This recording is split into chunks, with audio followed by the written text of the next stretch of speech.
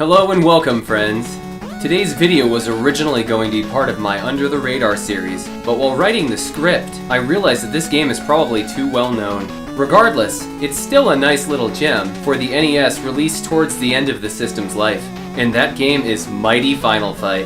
Thank you, Electric Mastro, for suggesting that I cover it. Now, anyone who knows me understands that I love beat-em-up games.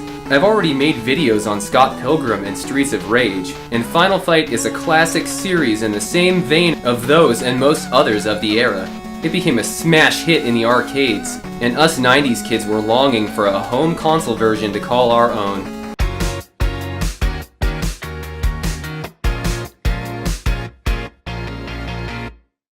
Unless you count the excellent but fairly uncommon Sega CD port, most of us got a rather shoddy version of Final Fight on the Super Nintendo.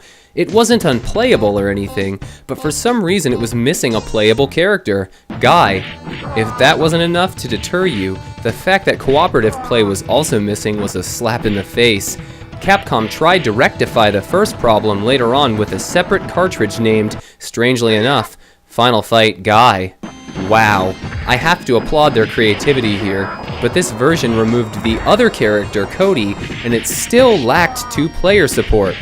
The sequels seem to fix all of these issues, and they are much better games overall, but Capcom wanted to throw a bone to those of us who still played on the original Nintendo system, and Mighty Final Fight delivered for the most part.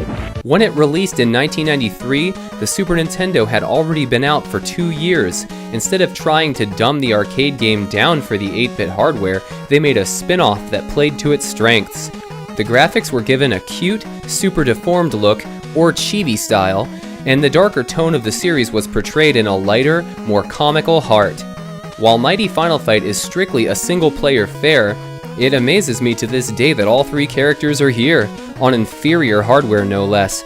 For shame, Capcom. The story involves a group of ne'er-do-wells called the Mad Gear Gang kidnapping the mayor of Metro City's daughter, Jessica. Her father, an ex-professional wrestler named Hagar, along with Jessica's boyfriend, Cody, and his friend, Guy, all set out to take the gang down and rescue her from their clutches. It's as cliche as possible, but the series delivers a satisfying experience. Mighty Final Fight takes place across 5 stages. The graphics are nice for a later NES game, and the soundtrack is catchy. It's no wonder since the same composers did work on Mega Man 6. The controls are simple. The B button allows you to attack, and the A button jumps. By pushing both buttons, you can perform a unique special attack that will plow through your enemies, but it comes at a price, as you take a little damage each time you use it.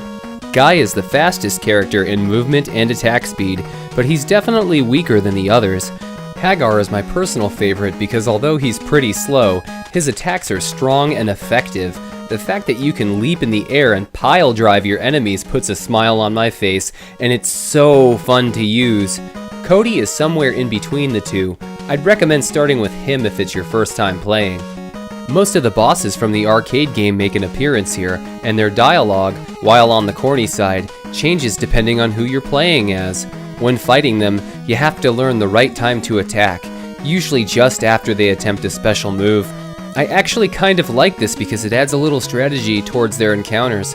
There's also a very basic leveling system where you earn experience points for every enemy you defeat. Once you hit level 4, you learn a new attack. It's a nice touch. However, I wish that more was done with this system in the long run.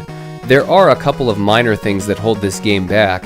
For starters, you only ever see 2 enemies on screen at a time. It's probably due to limitations, and it never bothered me as a kid, but as an adult, it kind of bugs me, especially considering how many there are in the arcade version. Once you make it to stage 3, you'll probably notice that the same 4 enemies keep spawning in with different color palettes. Even the bosses repeat a couple of times. These nitpicks aren't enough to sour the experience though, and I wholeheartedly recommend Mighty Final Fight. It's leaps and bounds better than some other games which claim to be mighty, when they just suck. Jokes aside, this game is a bit on the rare side, and used copies typically run around $130, but if you're a fan of the Final Fight series, or just want another beat 'em up, you can't go wrong with trying it out. Speaking of the missing 2-player mode, someone out there actually made a ROM hack where a second person can control the enemies. I haven't tried it out yet, but it sounds pretty sweet to be honest. So what do you think of Mighty Final Fight? I'd love to hear your thoughts below, and if you've enjoyed this video, I'd appreciate a thumbs up, and you're welcome to subscribe. Thank you as always for tuning in, and I'll see you guys next time.